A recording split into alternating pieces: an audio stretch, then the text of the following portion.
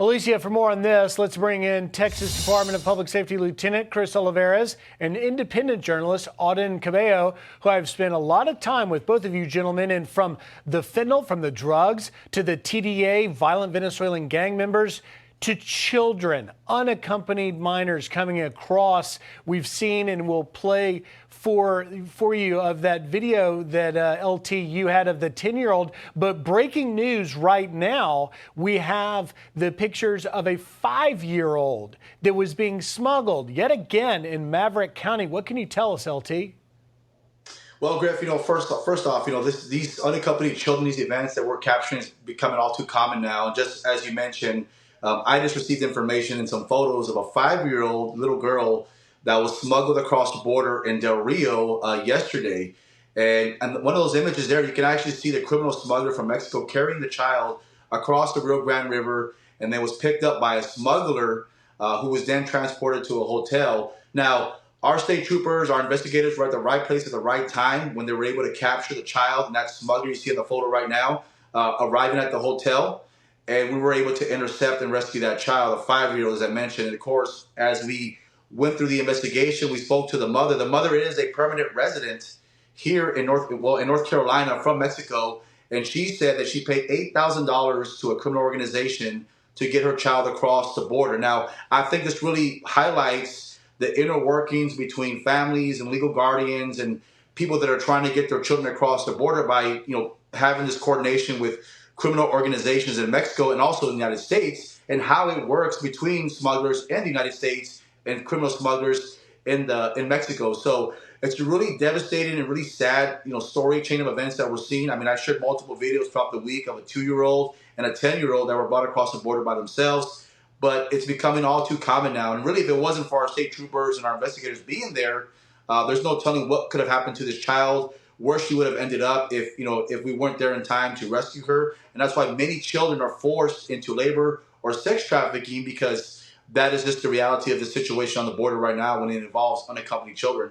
A reality that is as heartbreaking as it can be. Auden, you spend time and reside in Piedras Negras across from Eagle Pass. You know it better than anybody. What can you tell us about this surge that appears to be happening and what you know is happening on the Mexican side?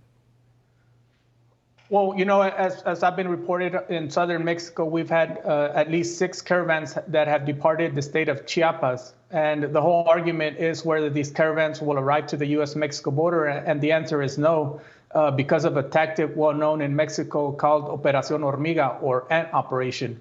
And basically, just as LT described, a lot of this is outsourced to criminal elements, organized crime, where they're crossing the migrants at remote areas.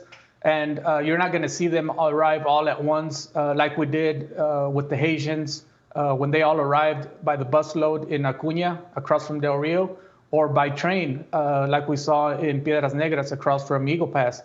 You're going to see this slow arrival, scattered of migrants that are being moved by criminal elements.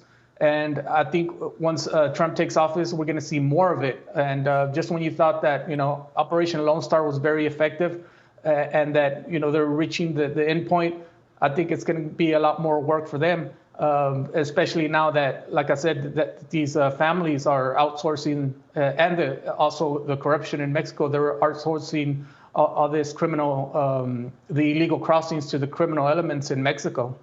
LT, you have your hands full there in Del Rio and Eagle Pass. In fact, we can show you just yesterday in the last 24 hours, while numbers are lower, Eagle Pass is yet now back to being ground zero for crossings, more than 450 in that Del Rio sector, which encompasses Eagle Pass, but it's more than San Diego, more than Tucson right now, more than El Paso.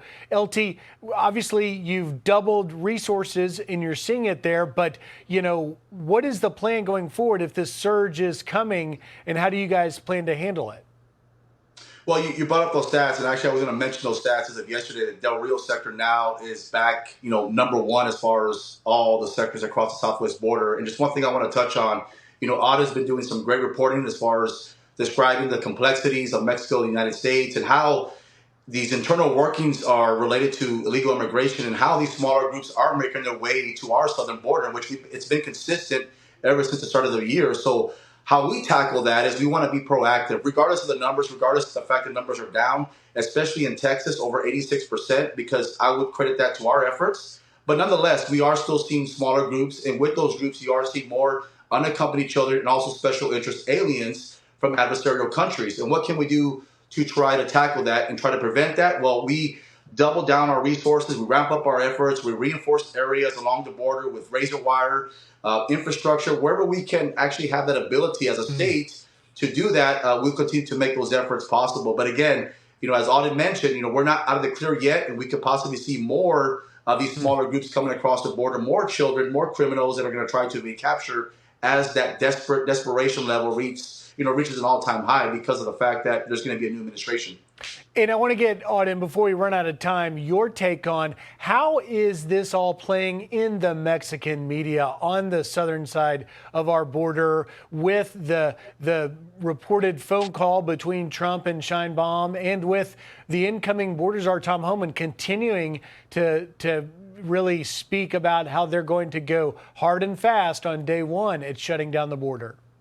Yeah, so one thing that I've always said about Mexico is they're very duplicitous in their ways.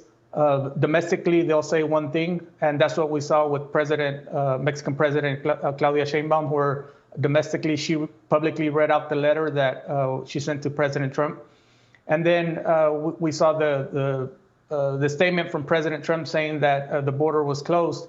So there's this disparity of messaging, but the reality on the ground in Mexico is that they also see an uptick in violence. You see the cartel fighting in the state of Sinaloa and also in Tamaulipas, and that's what's pushing these unaccompanied children and the CIAs, the special interest aliens, through the state of Coahuila.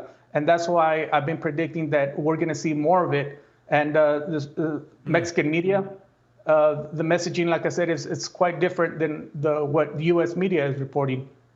One single phone call is not going to solve this situation. I think the battle is ahead of us. The battle is ahead, and we will be following it closely. Auden Cabello, Lieutenant Olivarez, thank you for your time and great insight. Keep up the good work.